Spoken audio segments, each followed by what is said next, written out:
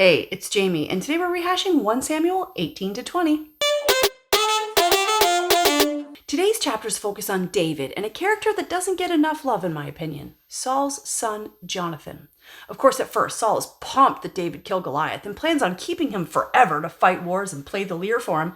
But people start to realize that David is killing thousands and thousands of Philistines now, and start comparing Saul's lack of fighting to David's fearless fighting. If you want to boil that down a little bit, Saul's lack is more than just fighting, I think. And David's faith deserves a nod to the Lord here, don't you think? Anyway, Jonathan, Saul's son, sees David as the kind, humble gift from God that he is, and he loves David as he loves himself. Some say that Jonathan was gay and in love with David, and David may have even been in love with him, but we'll leave that conversation to the liberals and the nay-nayers. Really, who cares if they were bumping uglies in the dark? It matters not to this story. So, let's just say what we know for sure here. David and Jonathan were absolute ride or die besties. Okay, so one night a harmful spirit overcomes Saul in his jealousy against David, and he tries to kill David, which is totally out of character for Saul.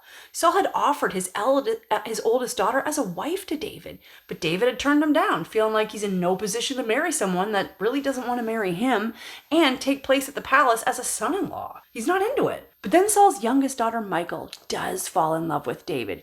And when Saul offers her up, David happily accepts. He digs Michal, the daughter. So Saul requests an odd bride price here. However, it was 100 foreskins of the Philistines.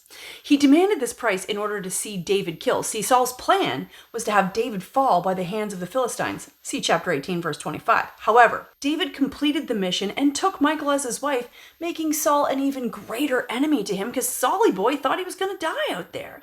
So he's running around trying to kill his son-in-law out of pure jealousy at this point. But it says repeatedly that the Lord was sending this harmful spirit to Saul, so we know it's for a reason that probably Saul doesn't even understand himself. Even Michal helps David get away from her own father, claiming David had threatened to kill her if she didn't help him when she got caught helping him. See chapter 19 for that one. Michal just had to say something to her pops as a reason for helping his enemy escape, right? So she had to lie to him, which didn't feel good.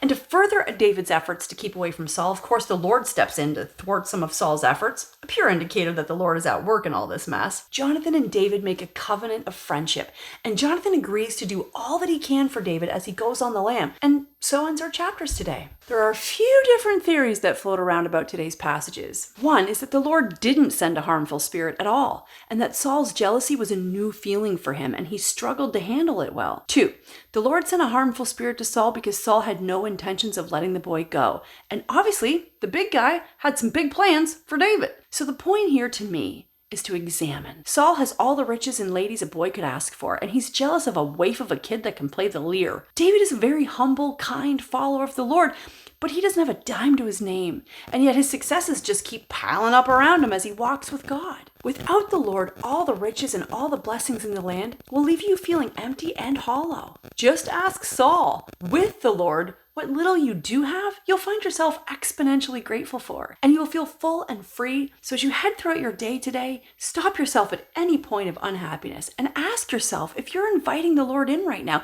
if you're walking with him at that moment, and how can you pray those ickies away in order to return to the peace the Lord assures is within you. Anyway, tomorrow we're diving into 1 Samuel chapter 21 to 24. If you do want to read ahead, hope you have a blessed day. Please like and comment and all those things that YouTube likes. And don't you forget to say your prayers. This is the Bible in a Year theme song.